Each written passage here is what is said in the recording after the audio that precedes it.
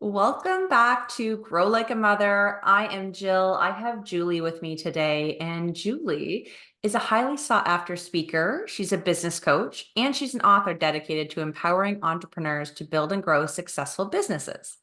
Julie's got a passion for helping women establish and expand their brands, and she's become a trusted advisor for many women. Julie's certified in tiny habits and leverages her expertise to guide individuals towards positive behavioral change that lead to lasting success. I have a list a mile long here of all of her accolades and features, but suffice it to say, she's been featured on many prominent media outlets like ABC, NBC, Fox, and she's been a speaker on the TEDx stage. So, Julie, welcome. Thank you, Jill, for having me. I am excited to be here. Yeah, I am so excited for this conversation. I first want to know, what are tiny habits? It's not something that I've heard of. I didn't even know you could be certified in it. Give me all the details. Yeah, so tiny habits are actually based on the book by Dr. BJ Fogg, Tiny Habits. Now, most people have heard of the book Atomic Habits by James Clear, The Power of Habit, and they're phenomenal books. But Tiny Habits is Dr. BJ Fogg, rather, is the behavioral scientist and the founder of the Behavior Lab that those books are based on. His research is actually cited on both books. Now, Dr. Fogg created the Behavior Lab and he wrote the book Tiny Habits because he wants to differentiate that habit creation can be accomplished not by repeating something 21 days, 66 days, but by very small, tiny actions. Something so minuscule that we're like, oh, I might as well do it. It's so easy, right? And making it easy for ourselves. And then the next step of a tiny habits recipe is what we call is really celebrating that you did the thing, right? So it's not about creating a habit to floss your teeth every day, but is I'm going to floss one tooth and then celebrate. Oh, good job. I did that, right? And doing something so tiny and then giving ourselves props for it that it begins to become an automation for us. Now, the other key thing, and this is talked about in the Atomic Habits and other books, habits have to be paired with an anchor moment, a time that it's already an automation in your life and where you say, oh my gosh, every time I do this, I do that, right? And that's how you add the new behavior. And in tiny habits, that's what we stress. Find the anchor moment, the opportunity to do XYZ new thing that you want to do, and then pair it with a tiny, small, minuscule behavior, and then say, good job, or give yourselves a high five or a thumbs up. And then that feel good feeling allows your brain to start to automate that.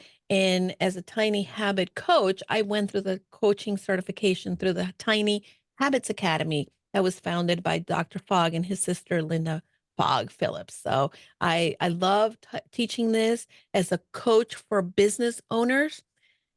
I can teach you everything that you need for strategy to build a business successfully. But if you don't have the habits of doing it and creating that consistent action is very difficult to actually get in the groove of implementing any type of business plan or success approach to building a business and a life that you love. Yeah. And I'm wondering, as we are sitting here talking about this and habit formation, does the act of taking it in smaller chunks, A, does it take longer for a habit to develop? And B, like, how how likely is it that people are going to do more than just that tiny habit when they start? Yeah, well, that's exactly the point, right? So the timeline really varies for everyone. But what happens is that when you do the tiny behavior 9 times out of 10, you end up going a little bit above and beyond. Like, oh, okay, I can keep doing, right? It's so tiny. Maybe let me do this a little more. And then on the days that you don't feel like it, you still were successful because your little thing, your goal was to just do this tiny little thing. Now, our brain will always say something like, "Oh, it's gonna take forever," or, "I'll never get it if I'm only doing this thing," right? Mhm. However, if we can get past that and say, "I wanna feel successful. I wanna do this," and know that we are gonna get to that point because habits are like plants. They need to be nurtured. They need to be planted in the right soil. They need to have sunlight. They need to be everything watered, right? And habits are the same. And every time we're repeating that little tiny habit, we are growing our little habit into something else. Now, it doesn't mean that one day you do tiny and then the next day you do more and that's the goal, to keep going and making it bigger every time you go. No, the goal is always to start with that very basic, what I call the baseline action. For instance, for me, one of the things that, and all of us should be, right? Drinking more water. That's a very good habit to have. Now, if I say to myself, I'm going to drink a gallon of water today, immediately my brain goes like, oh my God, that's a lot. And I need to rely on motivation. The reality is that motivation is fleeting, and this is why it's not a reliable way of creating habits. So for me, in drinking the water, I pair the behavior with an anchor moment. My anchor moment is every morning when I wake up, I have to let my dogs out. And I that's the key, right? Now I let them out the back door. My back door is next to my sink, and next to the sink, I already have set this up in advance to make myself successful. I leave my cup there overnight. So, and by the way, the evening habit is when I close my kitchen for the night to go upstairs and I make my tea, my water cup or glass or whatever it is or bottle is next to the sink so that in the morning as I let the dogs out, right? That's my anchor moment. I go and I fill up my water. Now, it's not about the drinking right then and there, but it is about saying, "Oh, I filled up my water glass, right? I did it. Yay, good job, Julie." Or reminding myself I'm a girl that drinks water. Or the other thing that makes me feel good is I will look out the window and look at my dogs being so cute first thing in the morning. And that creates that little feel good that immediately cements that behavior into my brain. Mm. And again, I'll drink, then I bring it here every time. When I walk into the office, I walk with my water glass, right? And every time after I finish a meeting, that's another anchor moment for me. I drink water. So I am creating these tiny opportunities for me to continue to grow the behavior. And of course, every time I drink a lot of water, guess what? I have to go to the bathroom. And then that's another anchor moment for me. When I go to the bathroom, I refill my water bottle if I needed to. So that's how we create these ongoing habits. And now to incorporate these into your daily life, whether it be maybe working on a project or working in your business, we start to really create these recipes based on what you are already doing and creating the opportunity for you to feel good as opposed to going big or going home, right? Because that's not going to work. Right.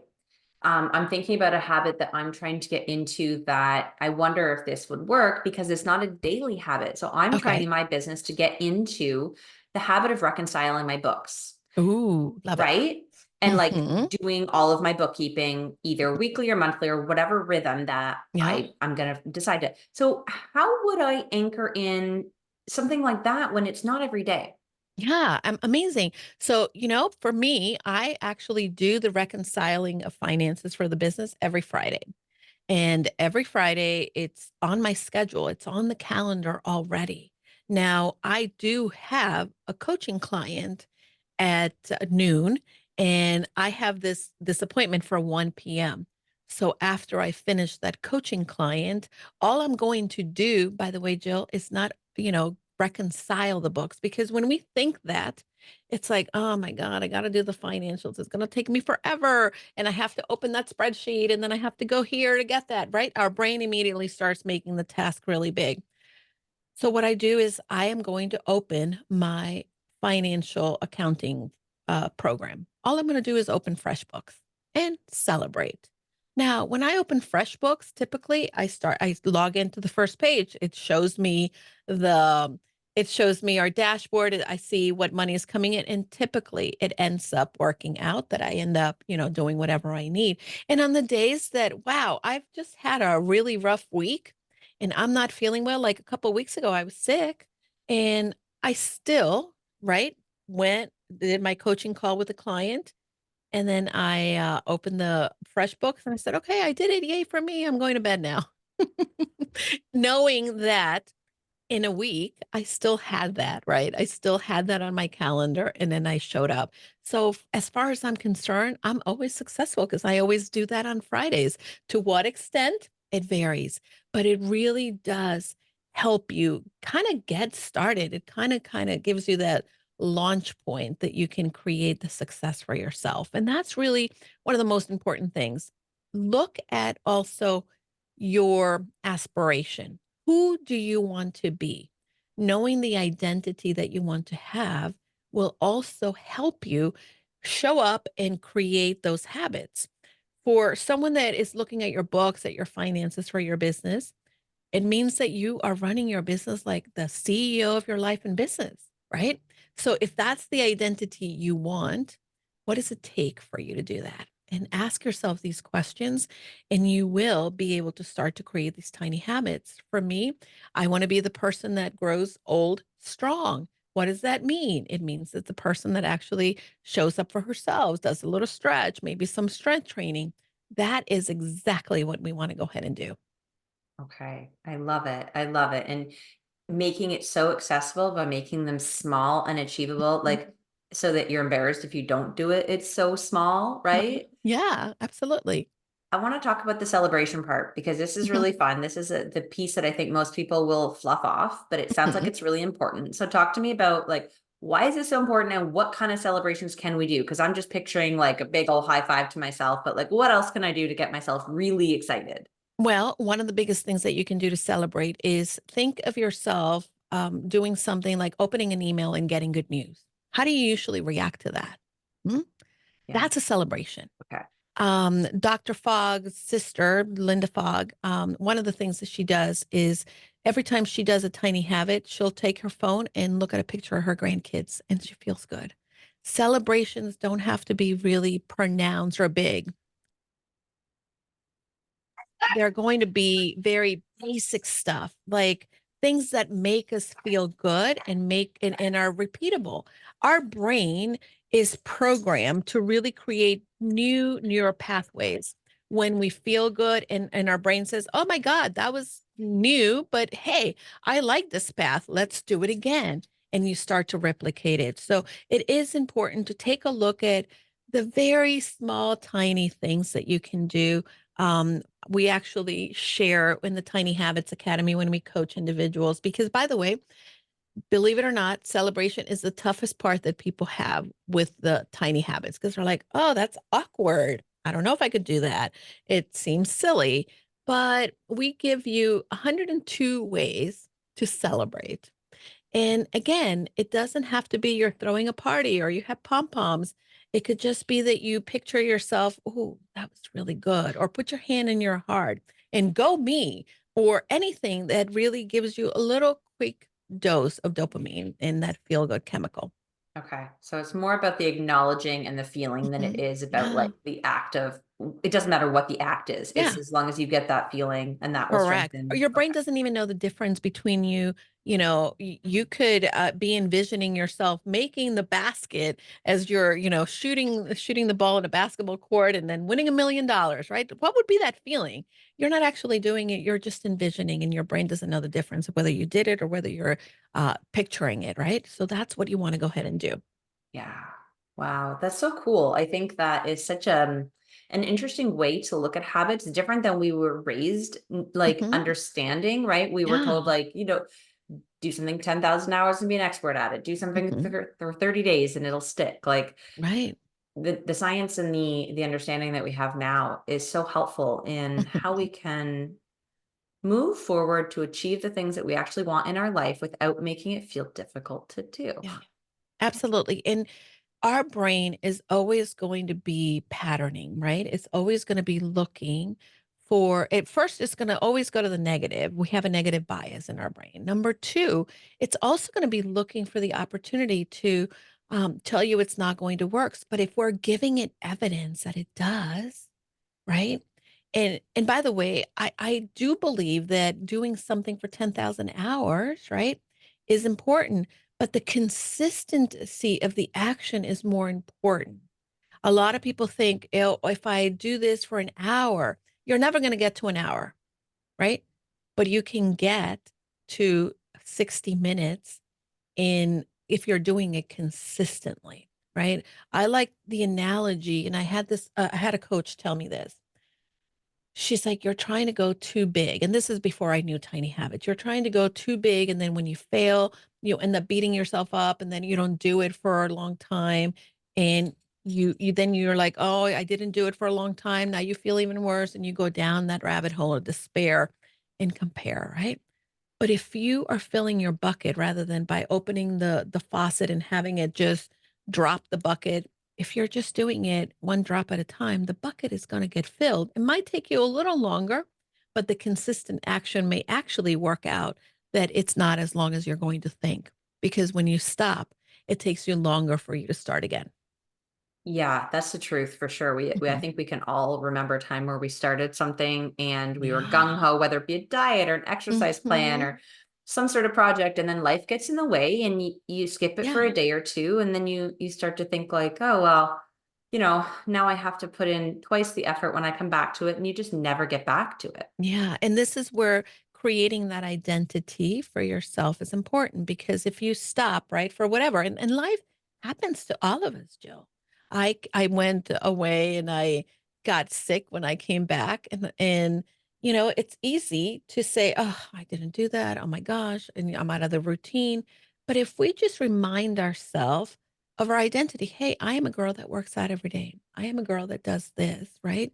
We live up to that identity. And it doesn't have to be, again, something big. It can be just very tiny. I'll say, you know what? Today I'm just going to open my mat for my yoga mat and just open it. And I'm going to be successful that I actually showed up for myself and a person that is working towards practicing, not doing, but practicing yoga because yoga is about a practice as anything else.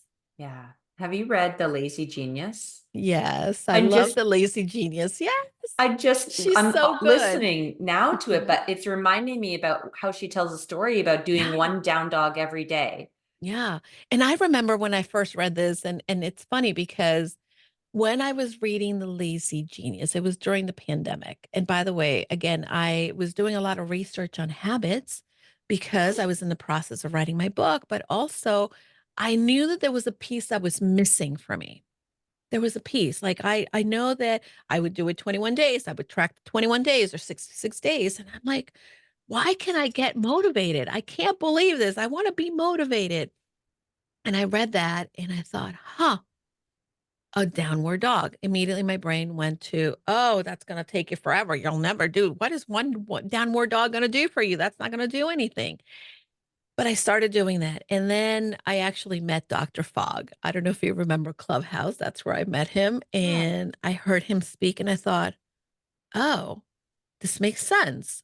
And I started to practice it. And then all of a sudden, things started to click together for me. And I thought, I need to get that certification. Yeah. Can you tell me about the book a little bit? My book, Yeah. it is called Confident You: Simple Habits to Live the Life You Have Imagined. And for me, I know that, again, the habits that I've created throughout my life, and some have been easy to create, some have not. But the habits that I've created have allowed me to be more confident in my life. And that's also a little bit of the premise that I shared in my TED Talk. But I knew that, again, some of the habits that I have not necessarily are things that I just decided I was going to do. They're things that I learned from other people, people that have influenced my life. And they have this habit. And then I was able to learn from them by being around them to then be able to adopt this habit into my own life and to have it become part of my success. So the book is different anecdotes of the incredible women and one cool dude who have influenced my life and helped me create the habits that have built my confidence. And I am hoping that individuals that read it, number one, can see the amazing, incredible individuals that have created a ripple effect, not only in my life, but in the life of many of the people that they touched. But also that they themselves can adopt some of the things and begin to ask themselves, well, how can I do that? How can I be more persistent? How can I be more tenacious? How can I be more centered and intentional in my life? How can I be able to give back to others, right? All of these things are incredible for our journey. And the book really talks about that. So the one thing that I love, and because I love this kind of book too, is it's set up in a way in which you can read each chapter independently off of each other. However, the journey, I take you from the first person that was the most influential in my life, which was my grandmother, all of the way to in the last few years, and those people that have influenced me in the last few years of my life. So, yeah. Oh, I love that. That's such a lovely way to teach and inspire and also honor the people who have Yeah. created value in your life. That's so Thank awesome. you. And by the way, once a teacher, always a teacher. And I have set up the book also in a way that it's not just something that you can read. There is also a companion journal that you can use. The questions are in the book, but also if you want to download the additional journal, you can, and then it will help you kind of implement the work and do the work for yourself and kind of do some self exploration and planning on how can I do this, right? How can I put this implement it into my life? So yeah, Mhm. I love that. Yeah, it's so fantastic. If someone's listening and this is really resonating and they want to check you out or grab your book or find you online, where, Yeah. like, how do we learn more from Julie? Sure. So the best way to reach me will be through my website, and that is goconfidentlycoaching.com. If you want a copy of the book, you can go to Amazon. But if you want to, I'm happy to give your audience a free copy. All they have to do is email me at julie@goconfidentlycoaching.com, and I will send you a copy, the Kindle version of the book, and you can have it, and you'll have the journal as well. I'm Julie DeLucca Collins on all of the social media platforms as well. So if there's anybody who wants to connect with me, you can, well, right now, mainly find me on LinkedIn, on Instagram, because my Facebook was hacked. And Oh, hopefully by the time this comes out, I've come back to Facebook, but who knows? Again, Julie DeLucca Collins on all of the social media platforms. wow. Thank you. And thank you for that generous offer. I know that you'll definitely be getting some emails from the listeners because we're all about learning and growing here on Grow Like a Mother. And so thank you for your time Yeah. today. It was so lovely to chat with you Thank and you, learn from Jill. you. Yeah, thank you, Jill. It's a pleasure to be here. And yeah, I'd love to have the listeners tell me what they loved about this episode, or the other thing too, that if people want, when you go to my website, there's also ways for you to learn the Tiny Habits method, the Tiny Habits Academy. We offer free coaching for a week. So if Oh, anybody wants to take advantage of that, they can do so as well on my website. fantastic. Thank you so Yeah. much. Thank you, Jill. Have a great day. And thanks for having me. You too.